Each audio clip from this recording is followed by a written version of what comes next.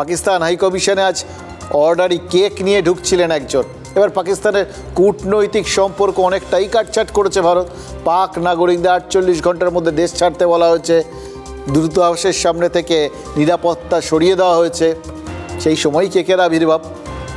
সাংবাদিকরা যখন চেপে ধরেন তখন ওই ব্যক্তি উত্তর দিতে পারেননি যে কে কেকের অর্ডার দিয়েছেন, কেন এই রকম পরিস্থিতিতে কেক খাওয়ার ধুম পড়েছে। যখন গোটা দেশ একটা অদ্ভুত অস্থির সময়ের মধ্যে দিয়ে যাচ্ছে, যখন বাড়ির ভেতরে থেকে লোকজন অস্থির হয়ে উঠছেন, যে যার নিজের ব্যক্তিগত সেলিব্রেশন বন্ধ করে দিচ্ছেন, সেখানে এরকম একটা পরিস্থিতিতে যখন কি হয় ভাব, তখন পাক দূতাবাস কেকের অর্ডার দিচ্ছে। সোশ্যাল মিডিয়া এটা নিয়ে প্রশ্ন তোলা হয়েছে। ভারতের নিরীহ যে নাগরিক, তাদের ধর্ম জিজ্ঞেস করে করে হত্যা করেছে সন্ত্রাসবাদীরা, আর পাকিস্তানের হাই কমিশন কেক কেটে তার সেলিব্রেশন করছে।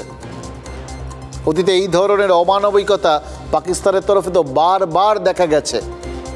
1.5 দশক আগে পেশোয়ারে সেনা স্কুলে জঙ্গিয়ানায় ভারতের মোমবাতি মিছিল হয়েছিল।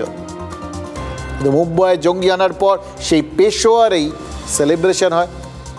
এবার ওই একটা কেকের প্যাকেট শুধু ভারত নয়, গোটা বিশ্বের কাছে পাকিস্তানকে ছোট করে দিয়েছে।